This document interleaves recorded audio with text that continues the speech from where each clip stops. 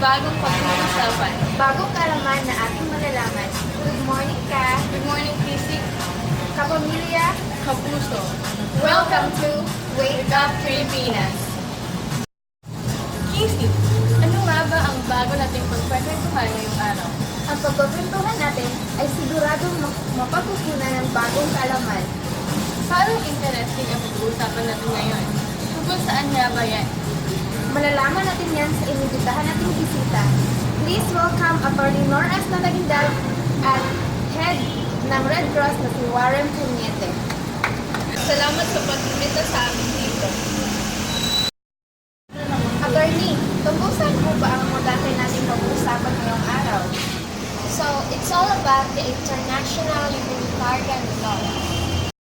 Sa tingin ko po, hindi alam ng karamihan ang tungkol dito, di ba, attorney? Kaya mga kababayan, wake up at manood. Sang-ayon ako sa iyo. Marami nga sa ating ang walang alam ukol dito. Gayunpaman, sa ating pagkakalam, ang mga mag-aaral sa kolehiyo ay may kaukulang kaalaman ukol dito dahil ito'y tinatalakay sa iba't ibang asignatura o subject. So, attorney, sa mga hindi alam ng tungkol dito, ano po ba ang international humanitarian law?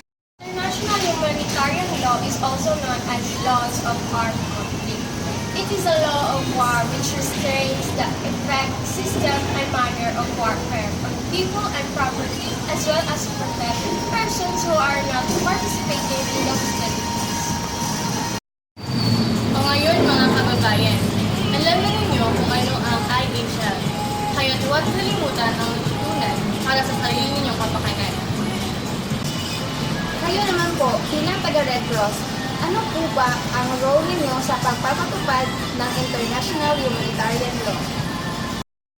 The International Committee of the Red Cross, or ICRC, plays a different but hardly less critical role to protect human rights and health, those most in need of a man-made disaster of war.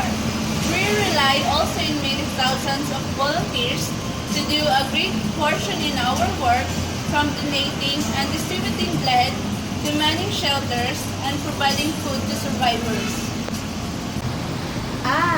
Mahirap din pala ang trabaho niyo. Buti po nakayanan ninyo.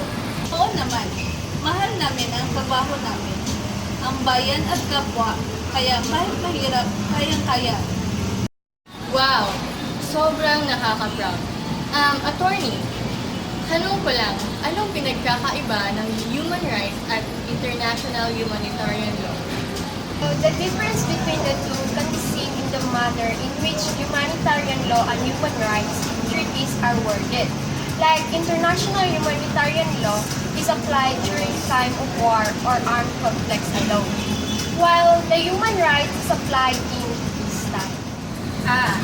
Yun pala ang ibahan ng human rights at international humanitarian law.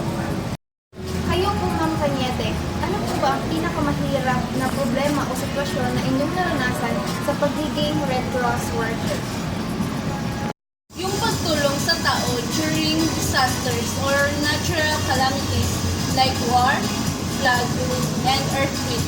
Kasi dapat mo iisipin yung sarili mo, hindi lang yung tutulungan mo. At dapat malakas yung loob mo para matulungan mo sila ng maayos. At maibigay mo yung mga kailangan nila. Especially pag aabot yung time na mauubusan na kayo ng equipment o pagkain para sa mga victims. Then, sila ay nagpapanik at naguunahan. Ang iba nga ay nagsasakitan para makuha lang yung kailangan nila. So, dapat yung mga representative ay stay relaxed at hindi magpapanik para mabigay nila yung mga kailangan at solusyon sa problema. Napakahirap pala talaga at buhay ang trabaho ninyo. Nakaka-proud po ang ginagawa niyo. Kaya saludo kami sa inyo.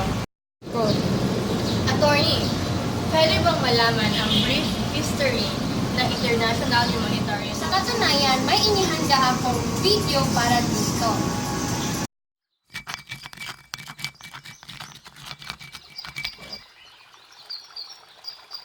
Since the beginning, humans have resorted to violence as a way to settle disagreements. Yet through the ages, people from around the world have tried to limit the brutality of war.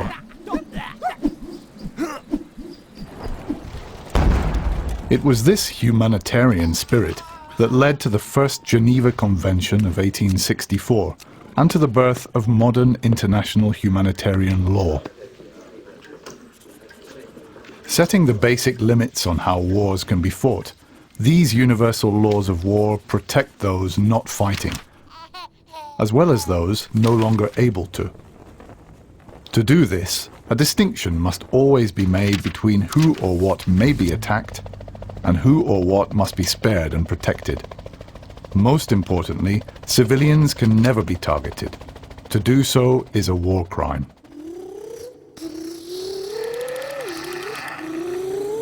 When they drove into our village, they shouted that they were going to kill everyone. I was so scared. I ran to hide in the bush. I heard my mother screaming. I thought I would never see her again. Every possible care must be taken to avoid harming civilians or destroying things essential for their survival. They have a right to receive the help they need.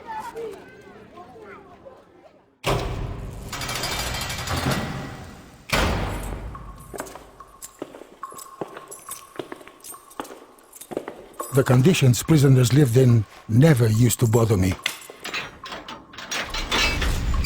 People like him were the reason my brother was dead. He was the enemy and was nothing to me. But then I realized that behind bars, he was out of action and no longer a threat to me and my family. The laws of war prohibit torture and other ill treatment of detainees, whatever their past. They must be given food and water and allowed to communicate with loved ones. This preserves their dignity and keeps them alive.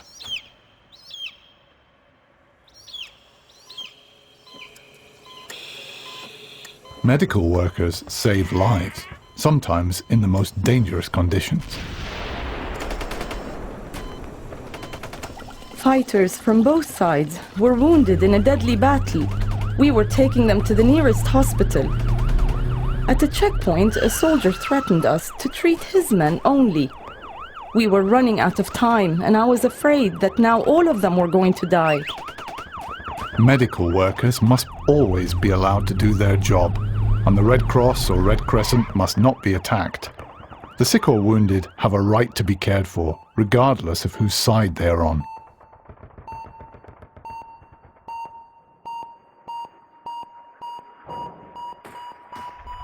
Advances in weapons technology have meant that the rules of war have also had to adapt. Because some weapons and methods of warfare don't distinguish between fighters and civilians, limits on their use have been agreed.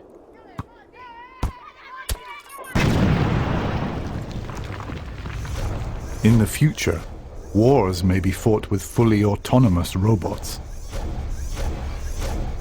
But will such robots ever have the ability to distinguish between a military target and someone who must never be attacked?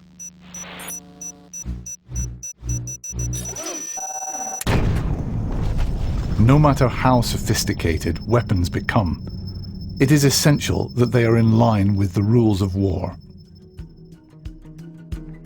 International humanitarian law is all about making choices that preserve a minimum of human dignity in times of war and make sure that living together again is possible once the last bullet has been shot.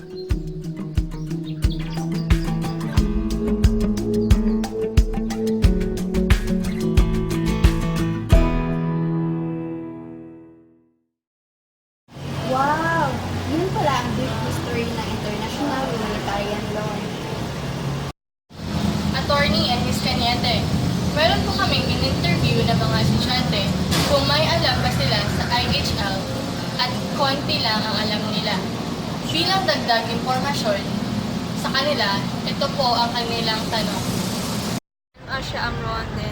May tanong lang po ako. Ano po ba yung basic principle ng international humanitarian law?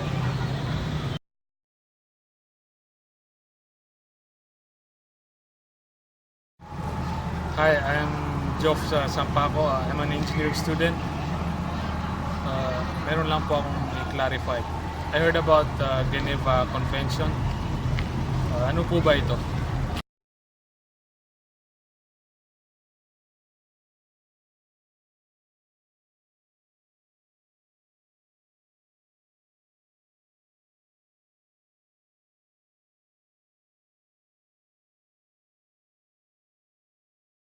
Attorney at Madam Cañete, maraming salamat po sa inyong pag-unlock ng aming imbitasyon. Mga kababayan, maraming salamat sa panonood. At sa hindi nakapanood, follow us on Twitter and Facebook. Wake Up Pilipinas.com.